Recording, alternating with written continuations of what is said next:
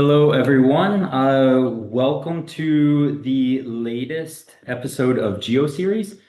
This is a webinar series where we sit down with geospatial data providers, industry experts, um, downstream service providers, end users, researchers, and just discuss some new applications, topics of the day, and sort of trending data at the time.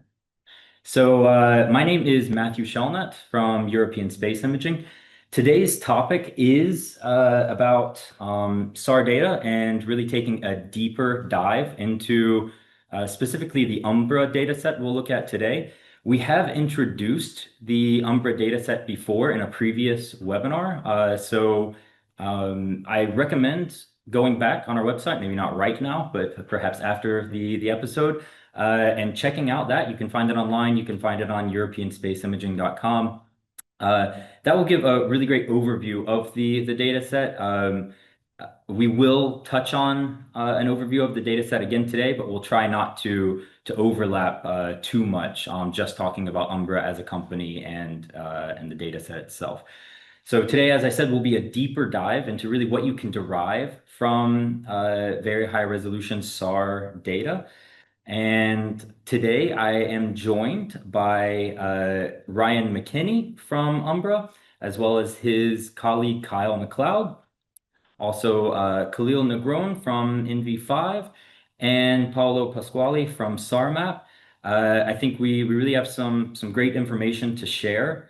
Uh, One of the reasons that we wanted to produce this episode is we've seen requests for more information about the possibilities with these new SAR data sets that are coming up in the market. So yeah, we wanted to address that, make it a learning opportunity for our side, from my side as well as everyone out there from a research standpoint, end users, also data service providers, downstream service providers, and yeah, see what we can do here. So just to let everyone know, a couple quick housekeeping notes. We have a chat section and a Q&A section. Chat section, you're more than welcome to write something in there. We're not really using it officially. The Q&A section, however, is where you can ask questions. Some of them will answer via text, and others will choose to answer live on screen at the end of the webinar. So all of us will come on screen for a few minutes and do a live Q&A for any of the questions that are, yeah, we haven't answered via text or anything yet. So yeah, please put your questions there. We'll do our best to get everything answered. And I'll go ahead and kick it off with Ryan McKinney, and I'm joined by Kyle McLeod from Umbra. Thank you so much. I'm hoping everybody can hear me. I'm off mute there, so hopefully, can you guys hear me? Okay.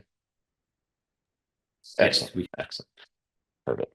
Well, thank you again to European Space Imaging for putting this together and giving us the opportunity to speak. I really appreciate it. Again, my name is Ryan McKinney. I handle business development globally for the remote sensing portion of Umbra. Our focus is, again, primarily on the data. So we focus on what the imagery that comes down, and we look to put that into the hands of governments, foreign governments, partners, and allies, as well as analytics partners, and those that can get the most value out of the data.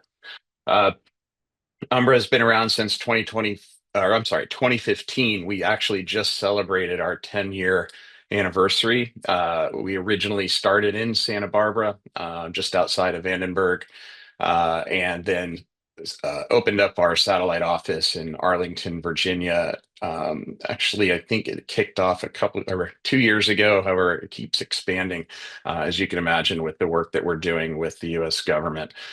So we also have folks in other parts of the country, but we do primarily focus in those two regions, given the customer base that Umbra really did start with, and we'll kind of dive into that briefly.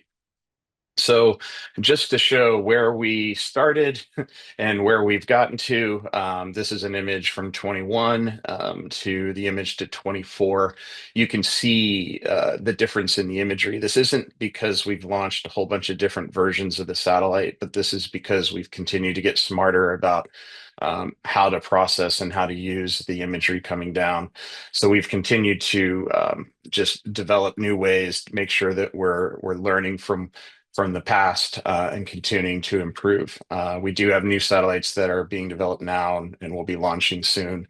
But we continue to do everything in-house, make sure that we're producing the best image, best quality as we can at a price point that allows our customers to try new things and find new ways to integrate our data into what it is that they're looking to do.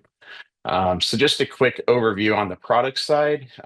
We provide a 5x5 spotlight mode, and soon to be released is a scan mode capability that will be coming soon.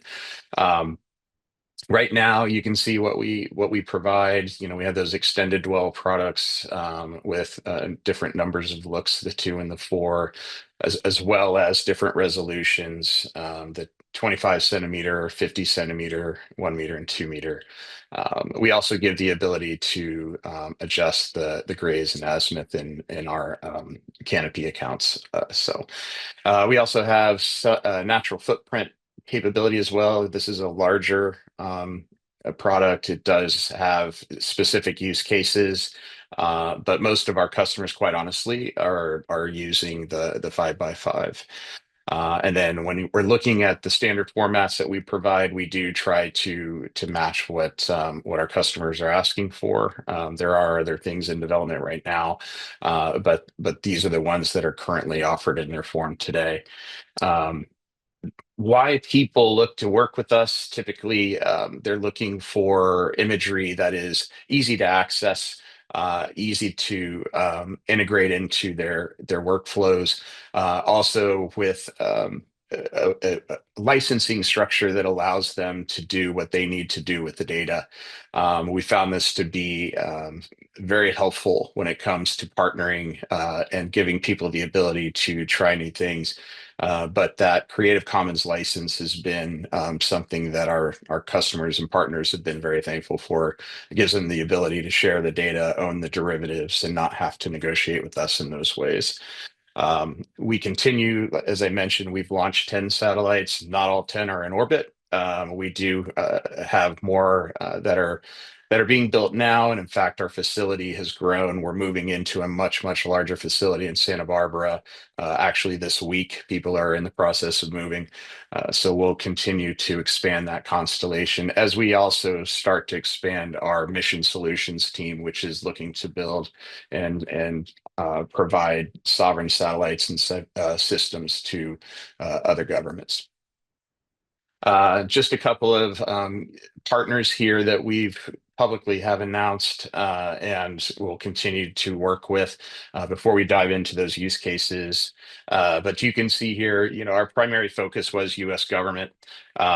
This was where we got our start. This is where we made sure we were meeting the needs of our customer, and then working into those strategic partnerships that allow us to provide data, on a much, much more global scale, including European Space Imaging, who's been an excellent partner for us for the region, will continue to do so. And so at this point, I'll turn it over to Kyle. Kyle, feel free to just tell me what to drive here. Sure. My name is Kyle McLeod. I'm the customer engagement manager here at Umbra. My mission here at Umbra is really to help become the voice of the customer, or be the voice of the customer, and push products out that the customers are looking for. In that, I have a background in imagery analysis, spent nearly 20 years working for the U.S. government. We're going to go over a handful of the use cases today. The great thing about synthetic aperture radar is that at any time on Earth, approximately 80% of the globe is covered in either clouds or it's nighttime. Our imagery is capable of penetrating clouds, and we're capable of imaging both daytime and nighttime. Typical use cases for synthetic aperture radar and Umbra's high resolution SAR in particular are going to be disaster relief, battle damage assessment, things like economic monitoring and pattern of life, and then current events. So we're going to have a couple of examples of that throughout the next 5 or 6 slides. The slide you see up now is looking at population density over Los Angeles, and this is in particular related to the wildfires earlier this year and then late last year. Ryan, next slide. So we were asked to image by a bunch of different customers, including the U.S. government, different areas where the wildfires were spreading in the Los Angeles area. One thing I do need to caveat is Umbra, as kind of a rule, we do not do analytics. So these products were provided by a third party, Imagery IQ. Yes. And this is just kind of looking at the footprints, looking over the major areas of destruction and wildfire in Los Angeles. If you want to go next slide. This is actually showing the destroyed structures. And depending on your use cases and depending on the agencies that are looking at imagery or for imagery, these are going to come in handy in being able to really pinpoint where you need to send aid and where you need to send help in those areas. Again, depending on the makeup of the smoke in the atmosphere, SAR and X-band is a wonderful phenomenology for penetrating the smoke and the clouds here. And these images were taken during active wildfire in Los Angeles. Next slide. Another use case, especially for our defense and intelligence customers, is going to be battle damage assessments or just damage assessments. As you can see here, the recent explosion at the Shahid Rajai port in Iran made headlines everywhere. Imagery IQ in their analysis utilizing SAR and the provided open source data was able to pinpoint cratering and areas of damage in the port facility there. Next slide. Looking at pattern of life analysis, again, this is a little geared towards or more geared towards our defense and intelligence customers. However, you could take this use case and do pattern of life analysis in the commercial sector as well if you're looking at rail yards or shipping yards or factories for pattern of life. This is an example of a surface-to-air missile battery returning to a base in Russia, able to look and see the actual mast folded up. You can see the complex on the ground, and then the transporter erector launchers for the missile systems on the ground. Next slide. Also looking at pattern of life analysis, North Korea and some of the other adversarial or near peer countries are constantly upgrading their military equipment. This is an image of the North Korean frigate at Nampo. One of the things that I'd like to highlight here is the high resolution from the Umbra SAR. You're actually able to see the jib cranes. You're able to see the masts and the mobile cranes on the deck. And in the front of that ship, you can actually see the VLS chambers, which are for their missile launch systems, and you can see the forward guns on the front of that ship. So the high resolution really makes it possible to conduct very minute analysis and being able to actually call out classes and sometimes specific vessels or specific objects on the ground. Next slide. Staying with our friends in North Korea, recently they had a little bit of a mishap trying to launch one of their new warships, and that it ended up wrong side up, and we were able to capture that daily over the last couple of weeks. And if I would have been a little quicker this morning, we actually have a fresh capture of the ship as they've actually got it upright now. But this is just another one of those great examples of being able to monitor a facility, whether it's defense and intelligence related or whether it's commercial related, to really get the answers that you need to your hard problems. Next slide. Staying with defense and intelligence, but kind of going into current events. I'm sure we've all seen the news headlines since Sunday, the Ukrainian strike on Russian strategic air bases. Again, Imagery IQ was able to put in tasking or submit tasking and collect over many of the airfields. This one being Balaya. And actually beating the news cycles and having actionable intelligence out in the public sector within hours of the strikes being announced in Russia. These are high enough resolution. You can see the damage. The reason you're seeing bright returns off those destroyed or damaged aircraft, and you're kind of seeing pass through on the undamaged or less damaged aircraft, is that all that extra metal, all the bits and pieces from the explosion cause extra backscatter, which really causes the radar returns to be much brighter for those aircraft. This was fantastic. I think we, within 12 hours, had imagery available to multiple news agencies, and really being able to tell the story. The mission, the war between Ukraine and Russia is a really difficult one right now.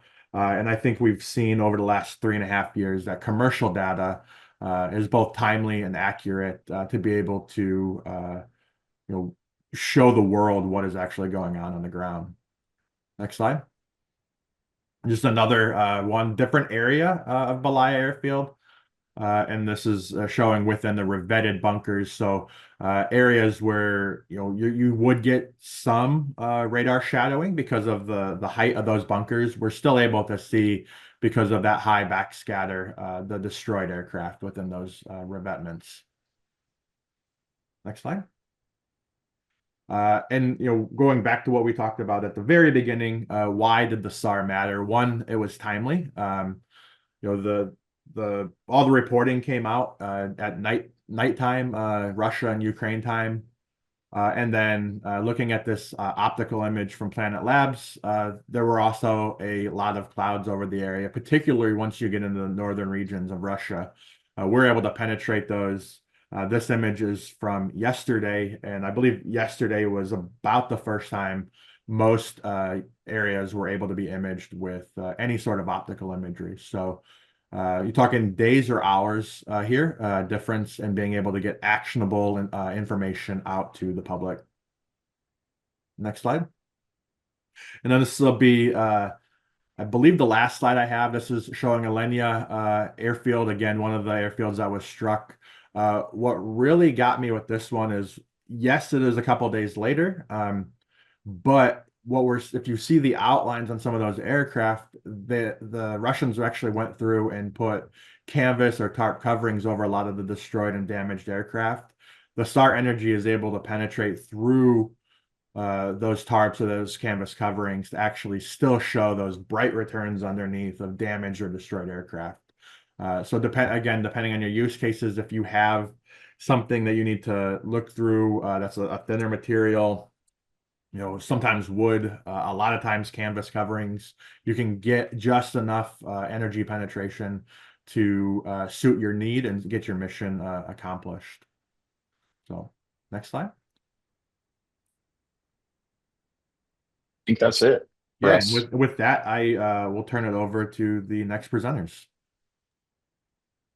Yeah, thanks, Ryan and Kyle. Yeah, great stuff. Great to see some really use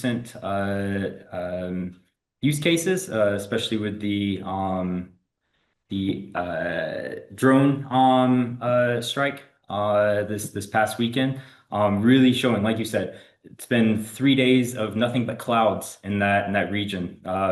So that obviously is one of the biggest advantages that people talk about with the high resolution SAR is simply seeing through the clouds on a cloudy day.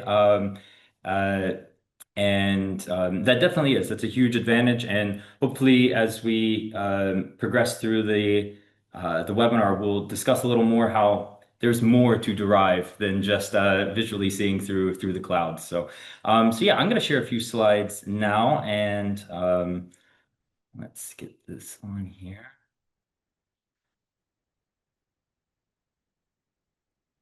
Okay, where does European space imaging stand on this topic? So basically, we are the contact for users of Umbra data in Europe and North Africa. We represent multiple data sets: optical, SAR, hyperspectral, and thermal. The optical going as low as 10 centimeters GSD and the SAR imagery through Umbra as low as 25. What we really specialized in is this midstream value added service of dynamic tasking, rapid response, collection planning, and this rush delivery. With our optical imagery, that's as low as 15 minutes, sometimes even faster, but 15 minutes on a contractual basis. Really crucial for emergency and defense applications.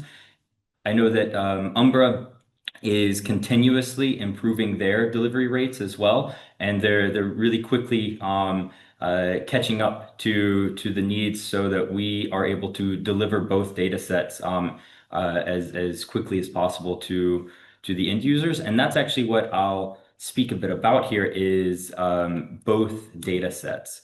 So next. So yeah, as I said, we operate ground infrastructure in or just outside of Munich. And this really facilitates that rapid response, rapid delivery in developing situations that could be conflict related, emergency related, and then beyond that, within the civil domains, a lot of collection planning on mapping projects and things that don't really need the speed, but still need the capacity and planning. And yeah, so what we offer with Umbra is this double shot idea. And that's the concept of scheduling tasking of both optical and SAR imagery over the same location, oftentimes at the same time, or at least the same day, and sometimes as a sort of a monitoring situation. So here we're seeing, same day within 5 minutes, same location. And we'll go over some of the practical applications of this as well. So here we have a use case. We're going to look at monitoring, weekly monitoring over the course of about 3 months. Here we have a timeline. This is going to be of the port of Tardis. More or less, each dot is a day from December through mid-March. Uh, these boxes here, they represent some areas of challenging weather, cloudy weather, basically, long stretches of it. Very challenging for collecting optical imagery. So, we're starting out, we're collecting, everything's going well. And then through this about 3 week window, we're really struggling to collect anything. Anything we are getting, as you can see this example here, it's just cloudy, it's unusable. Okay, weather's better, we're finding opportunities to collect, and then we hit another challenging weather window. This time, though, we've implemented double shot into the collection planning. So now we're planning both Umbra tasking and worldview constellation tasking, the Maxar worldview constellation. And so it's sort of an insurance policy there. You're getting the insights, guaranteed insights. So we'll continue this, and we see weather clears up again. We start back with the optical tasking, and then again bad weather, and we're mixing it with the optical and the SAR. And at the end of the day, like I said, it's the guaranteed insights. And you look, and because of the excellent resolution, the data is perfectly usable for a situation like this, monitoring a port with the 25 to 50 centimeter resolution of the Umbra SAR data. Okay, and now we'll look at a recent emergency application. So this is where we're seeing a ton of use with the double shot concept, this optical and SAR combined tasking approach. Emergency happens, a disaster of some kind. You cannot wait days for the weather to clear up.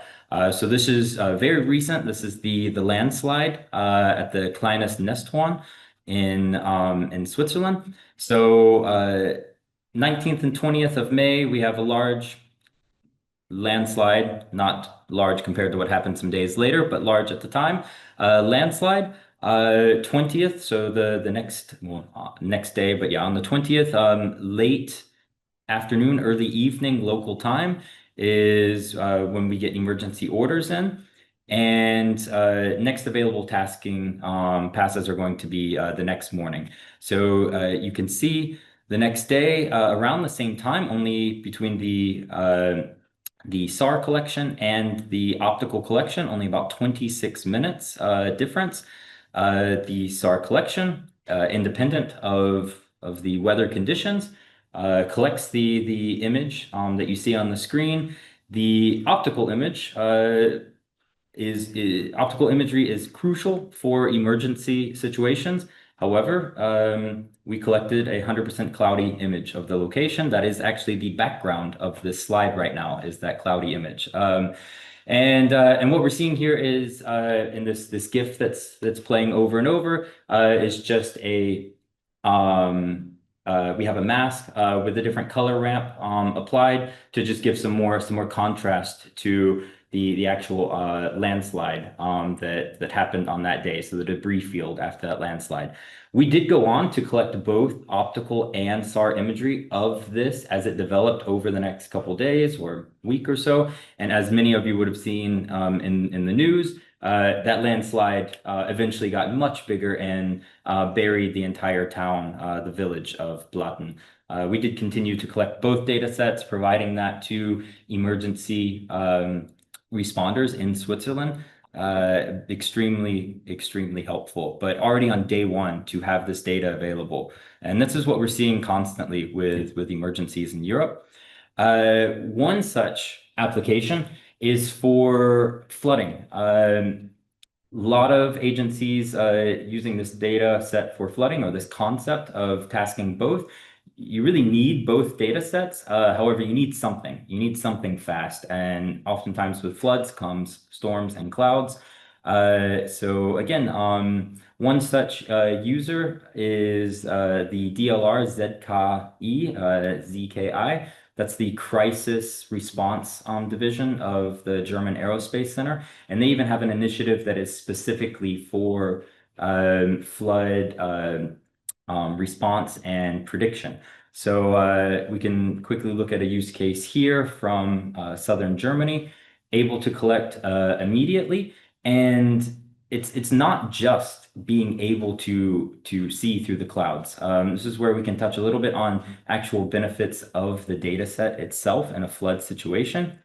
To be able to get quick indications when you're mapping for an emergency, the less processing you can do of the data, the better it is. You need rapid mapping. You need maps in hours, large areas, and so you need to minimize the processing that you need to do to the data in order to create these maps.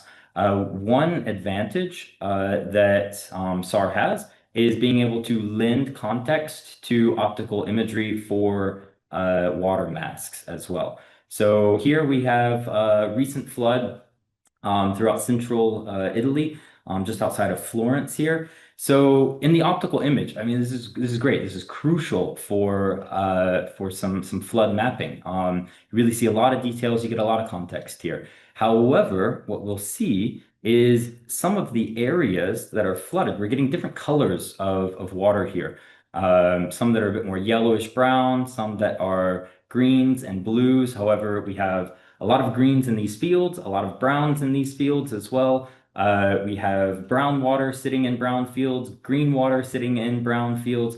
So there's, of course, plenty of processing that you can do, a lot of options, even just rearranging some of your spectral bands, and it's going to help bring out some of these colors, but not ideally. And also, again, you want to minimize the processing in order to either automatically or semi-automatically or manually create your emergency maps here.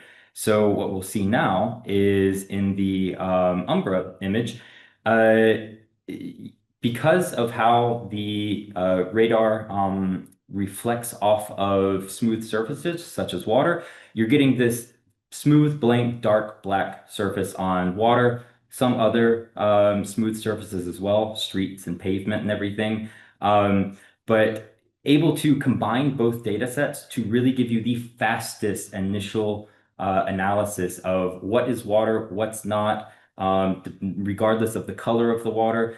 And of course, combining both, being able to say, okay, no, that's street, that's pavement, that's not water. Yes, this is water. It's not just another brown field, and get your mask, your water mask, produced and sent to authorities very quickly. So crucial in flood mapping.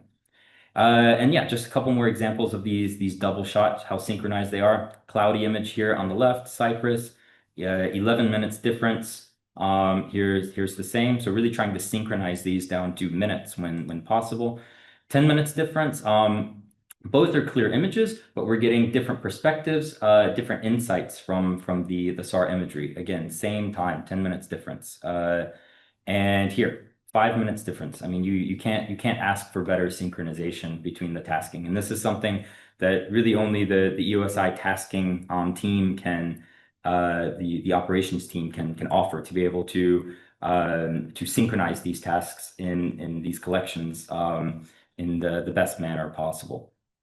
And then just to end it off, I'd like to talk a little bit about the Umbra dataset integration into Atom, which is a web and API platform for direct tasking, archive ordering, project management, really granular control over production parameters, tasking parameters, really almost like a control module at your fingertips. And really impressive is the real-time accurate feasibility studies, 75 inputs that go into tasking feasibilities, including weather, orbital geometry, conflict of conflicting orders over the same AOI, risk factors. So really powerful tool for multiple data sets, and the Umbra SAR data set is currently being integrated into that application. So users can actually just say bypass the EOSI operations team and just start scheduling those double shots on their own from a web app now. So yeah, that's where EOSI plays a role in the acquisition of SAR data and delivery to customers in Europe. And now we're really going to dive deeper into, I think, the analytics and the insights derived from the data set. So I'll pass it to Khalil from NV5 here. Alrighty, thank you very much. Let me go ahead and share my screen. Can you all hear me okay? Awesome. Sweet. So thank you very much. My name is Khalil. I'm one of the product managers at NV5 Geospatial Software. I'm going to go ahead and share my screen really quickly. I only actually have just a few slides to cover with you all today. Primarily my focus and why I'm here today actually is to hear some of the great content that has been shared by some of the industry peers, both from ESI and also from Umbra Space. Excellent content to both of you. But also to help open up and set the stage a little bit for Paulo. Paulo being, of course, one of our dear close partners and obviously one of the other presenters here today. But What I really want to call out and what stuck out to me was what Ryan and Kyle said, that Umbra doesn't produce analytics. Umbra spends their time, and quite frankly, what they're really good at is spending time with the data, right? And that's totally okay. There are also, different ways to go about this, where we can go and, make sure that we provide the analytics with the data itself. But what I find really valuable in Umbra data is that we can get the data really fast, and we can work with the data in our legacy tools that have been around for decades. So SARscape is one of those tools, and primarily we can use SARscape to handle some of the really complex functions and problems that we need to solve when we're working with SAR data. In addition to SARscape, one of the other components that we want to talk about as well is called SAR Essentials. And SAR Essentials is actually a package that was put together by SARmap and NV5. And it was specifically put together for analysts that are working some of these complex problems, but need to solve these problems in a time-sensitive manner.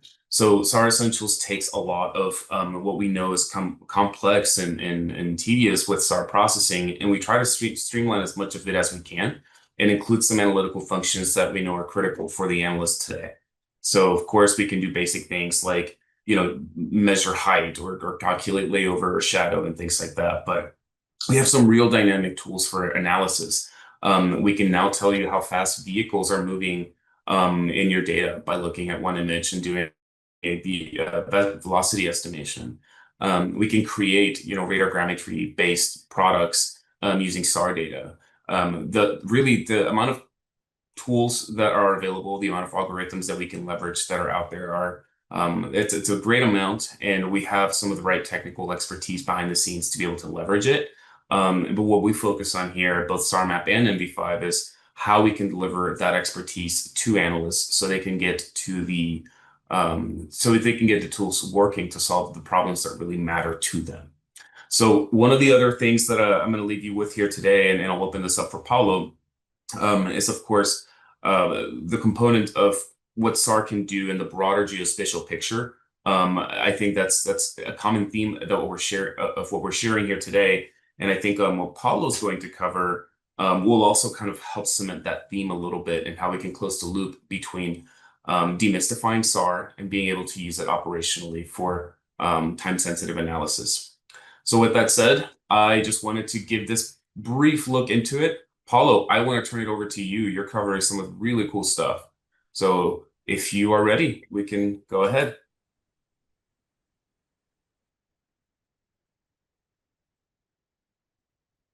Thanks a lot, Khalil. And really thank you to European Space Imaging and Umbra to organize this presentation. It's a big pleasure to be here, and hopefully I can follow up with many of the topics that have been already put on the floor today. I am sharing my presentation, hopefully. Yeah, you've seen it. Okay. Paolo Pasquali from SARmap. We basically specialize in our company in providing tools for the extraction of advanced information from SAR images in all their forms and aspects. And very often, well, of course, the first reaction we see to SAR images is not necessarily, well, how nice. I think now that we have images like Umbra's ones with very high resolution, increased number of looks and radiometric quality, we can start to look at images like this one with a pleasant eye. But still, very often the reaction is, well, but I'm not very used to interpret these images visually, so can you provide me any support to that? And of course, as soon as we speak of timely applications, yes, indeed, the automated, or as far as possible automated support to the interpretation of these images is of significant help. Of course, we can also consider multi-temporal processing, the combination of two or more images on the same area, but these may be maybe a bit challenging when we request similar acquisition angles, similar acquisition geometries, and so on. Still, we can consider that we can already extract a lot of information from single images, but at this point we need to go a step forward with respect to just simple visual interpretation, and and consider tools that support the processing and the information extraction from this data in as automated way as possible. So here, for instance, we see beside this nice city in Palmanova in Italy, we see that we have bright stripes, bright objects that don't look like very natural to our eyes. So what can we say? Well, some of them could be objects that move during the acquisition of a SAR image. Some other objects might be very tall vertical objects. So can we extract information of these objects, even if we don't have a very deep knowledge of SAR data? The first task is, let's say, we have a vertical object like, for instance, an antenna we can identify in the neighborhood of this city. And we see that due to the side-looking geometry of the SAR data, we have the layover, so well-known effects in SAR data that are already containing information of the height of these objects. We know that the flexibility of the modern systems, radar systems, comes also from the capability of changing the pointing of the antenna, so forward-looking, backward-looking, different incidence angles. So plenty of freedom, but when we need to convert this information or take into account this information to reconstruct the geometry of our objects, of course, we need dedicated tools.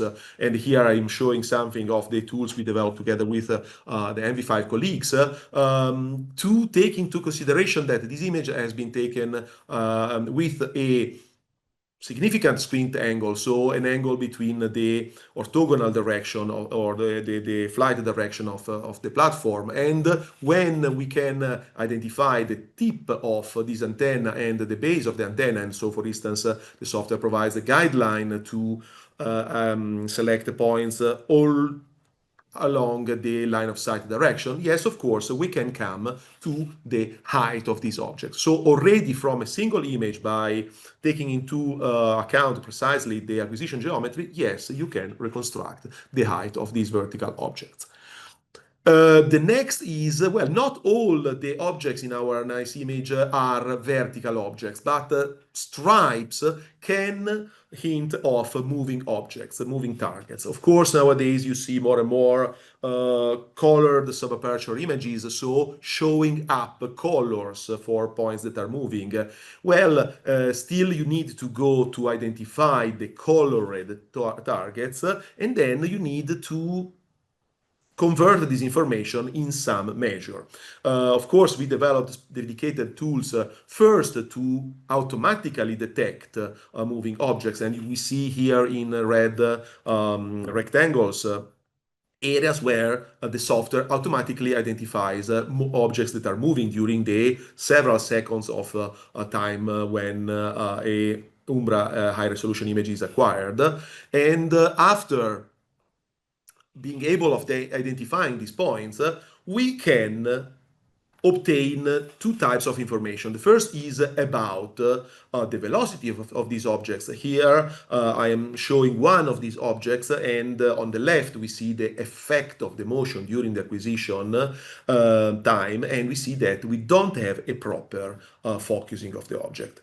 As soon as we estimate the velocity of this object, that could be several kilometers per hour in this case of a vehicle, then we are capable of correcting the residual remaining focusing component and reconstruct the full resolution of the system, even for moving objects. So it's a way to identify all what is happening in a single image and reconstruct the full resolution and the parameters of the objects that are moving here. Here we see probably a vehicle, so we have still, even with the very high resolution of this acquisition, we have a couple of pixels for a car, so not very interesting at the end to provide information about the object, but still we get information about the motion and the presence of objects that are moving. If we use the same technique, for instance, to a marine context. We see here, for instance, in this acquisition obtained in South Korea, we see several vessels, but many of them are probably at the anchor, and some of them, in particular the one identified here by the red polygons again, those objects are identified as moving targets. And so if we zoom in these objects, we see that they are not properly focused. So if our interest is to get information about the type of vessels we are seeing there, of course, we cannot exploit the full resolution of Umbra data because of the residual motion or residual defocusing of these objects due to their motion during the acquisition time. And here we can see in the upper line of images zooms of some of these objects, how they appear in the standard Umbra data just after the generation of the level 1 products. We see that, of course, we are missing plenty of information in the data due to the motion of these objects again during the acquisition time. If we perform what we call inverse SAR focusing after detecting these objects as moving ones, we obtain two results. The first one is the speed of these objects, and we see that for each of them we have a different speed, so we need to adapt our processing, our residual inverse SAR processing to the speed of each of them. We cannot use a single parameter to all of these data or all of these patches. But as soon as we identify properly the speed of these vessels, we are able to reconstruct the full resolution, and then we can use this information to obtain full focusing and get finally information about the type of vessels we are looking at. So if we want to monitor for any reason an area where we have a lot of motion of the objects, navigation, and so on, well, we cannot forget the effect of velocity in the formation of the images, and we need to carry out this additional processing type. Then, of course, if we look at images in a certain area, we can obtain information about the topography of the area.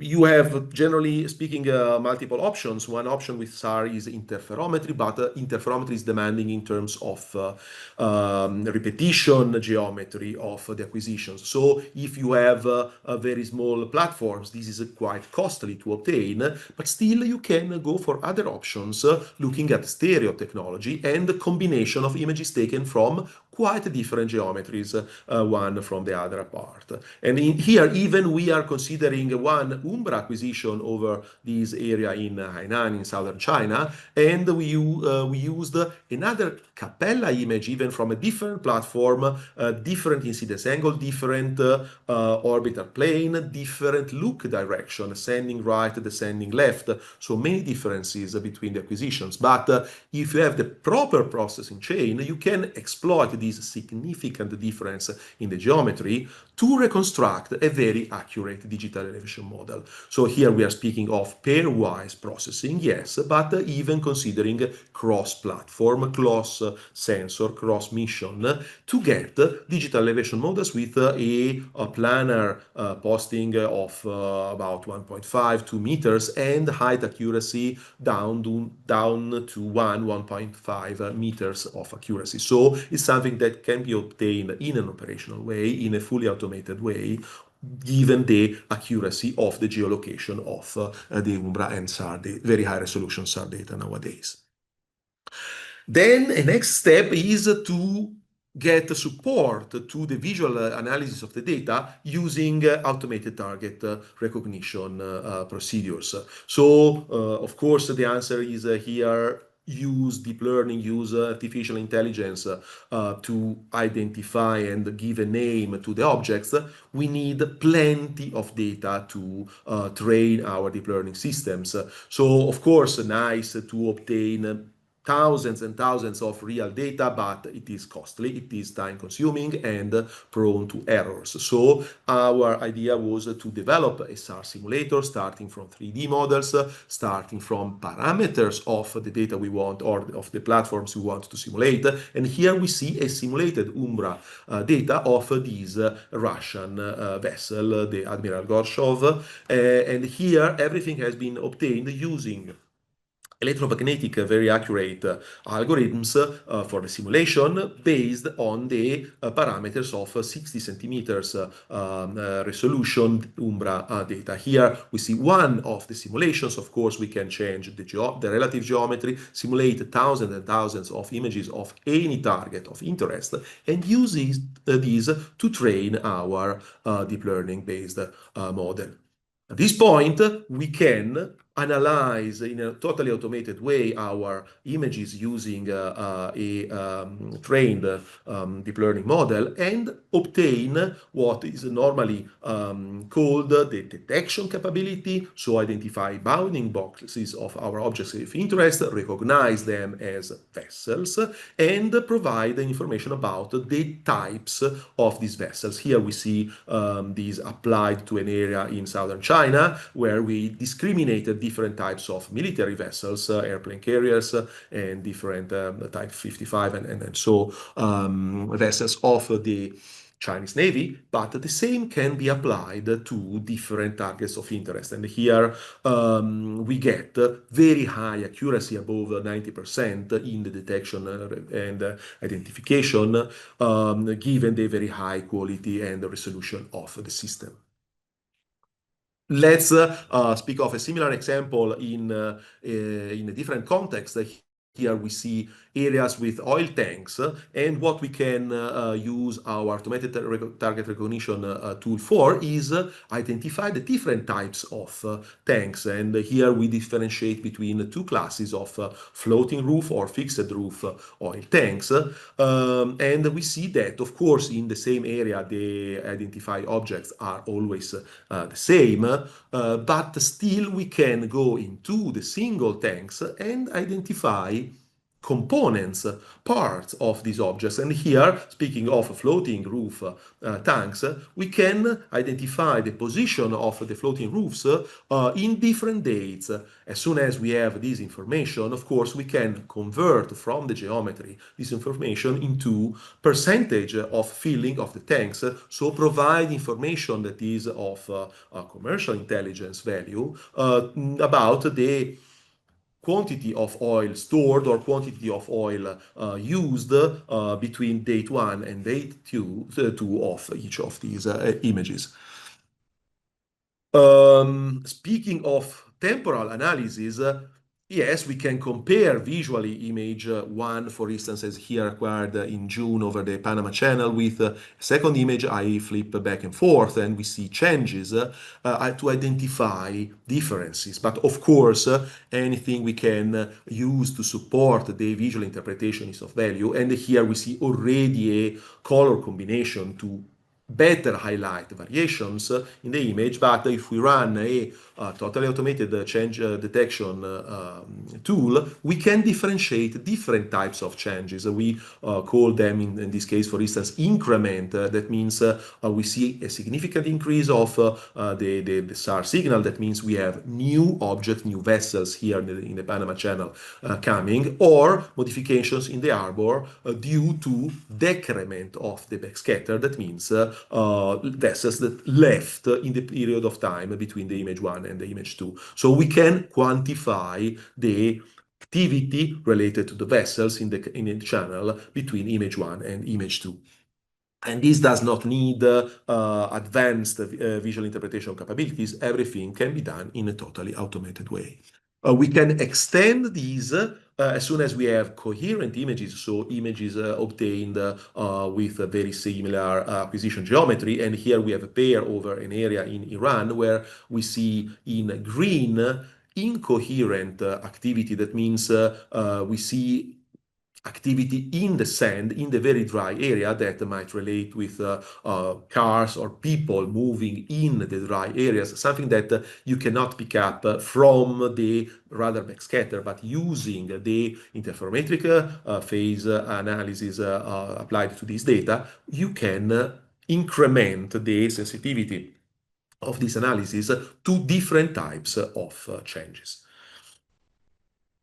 So I hope I provided some information about what you can extract in an automated way from Umbra and SAR data in general, but hopefully this is just the beginning of the adventure you can have with radar data. Thanks, Paolo. Honestly, really insightful. Really great to see how many applications you were able to quickly demonstrate there. I liked the sort of array as well, and the fact that you started touching into civil applications. And I think what I most liked is that you touched on the topic of simulated data for model training. And this is something that we're seeing a little bit more recently. We also at EUSI work with some partners that are creating their own simulated data for their models. So yeah, hopefully actually in the future, we'll have a webinar specifically on that topic, or at least touching on that topic a bit more. I'd like to see some more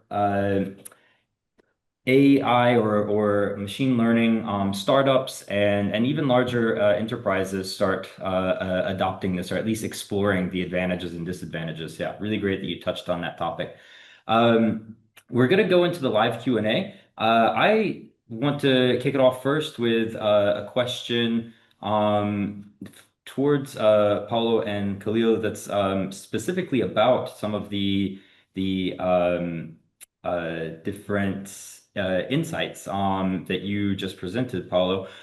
Is what we're seeing, are these custom tailored analysis, or are these off-the-shelf features within SAR Essentials or another platform? What are we seeing there? Is this, situation by situation, what you're presenting, or something that others can do or you can do off the shelf? Khalil, may I? Okay. No, Paulo, please go ahead. Thank you. So basically, all what I showed comes from usage of our software tools, not everything from the same tool, from different tools. Many of the things come from Essentials, and then when we speak about automated target recognition and SAR simulation, the examples come from a dedicated set of tools that are not in the standard distribution, but that can be distributed to end users, let's say to institutional end users. Okay, perfect. Yeah. Anything you wanted to add, Khalil, or? No, I think that's a great summary from Paulo. Yeah. No, yeah, nothing else to add there. Yeah. Okay, great. So let's see. We have a couple questions here that I wanted to ask live here. Let's see.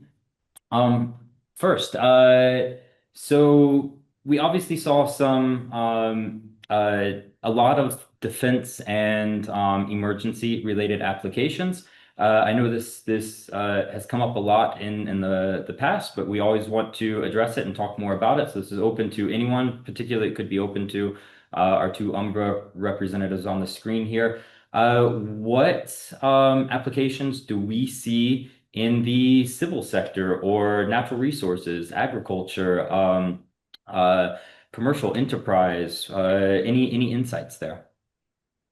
Yeah.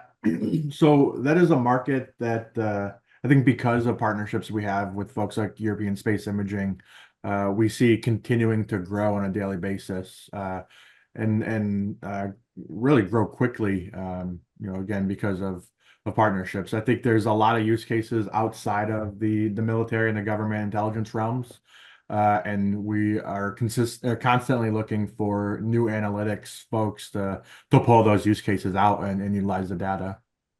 Yep. Okay. Anyone else want to touch on the topic of non-security related applications for high resolution SAR? Well, maybe a comment. Of course, we have a very high resolution capability with these type of images. So, but maybe what is a bit more limited is the capability of recurring monitoring. So I think for, let's say, civil applications, I see a combination between very high resolution data and as well as medium resolution data, where high resolution data can be very fruitfully be exploited for the mapping component. So if we speak of agriculture, well, we can use this data for precise mapping of the field boundaries, precise mapping of at the beginning of the seasons of what we expect to map, and then perform maybe the monitoring with medium resolution systems. And as soon as there are critical events like tornadoes, like floods, and so then the high resolutions come back for the mapping of the events. I think I see a good combination between high resolution for mapping and medium resolution for monitoring of these, let's say, long time processes. Mm-hmm. Yeah, great. So one more question. Yeah, this can sort of go to anyone out here. We might actually do two more quick questions, but first is yeah, there's a handful of high resolution data SAR data sets out on the market. I mean, in addition to a ton of electro-optical data sets and others, all with their unique advantages and disadvantages. But as far as in the high resolution SAR, really, I'm talking more in the very high resolution sub-meter. Are there any criteria that could help you or help some of the viewers out there determine which data sets are right for their applications? Obviously, some are going to have some advantages and disadvantages. So does anyone have anything to comment in that area? Yeah, I think that's a great question because I think one of the I think there's a misconception that all SAR is created equal. I don't think that's the case. You know, there's a whole host of different data sets that are out there, and I think there are some that fit specific use cases better. And so there are definitely times where Capella or ISI or us, you know, might be the best fit.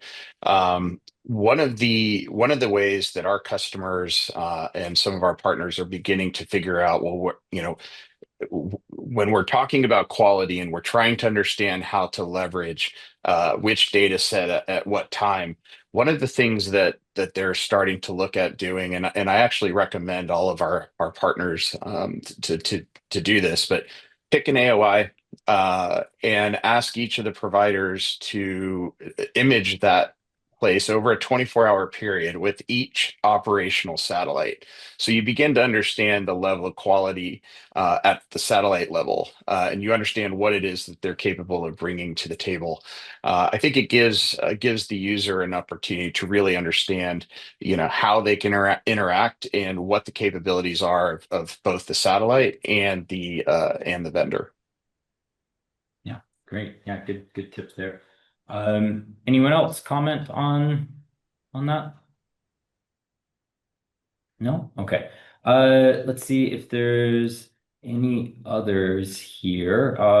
Good for the live. If there's anything that we don't get to live, you will still get a response. We'll send it in an email afterwards. I'll download any unanswered questions that we might miss. The chat really fills up here. I do have one more question. It's sort of about the theme of this event, and we'll finish off with it. So.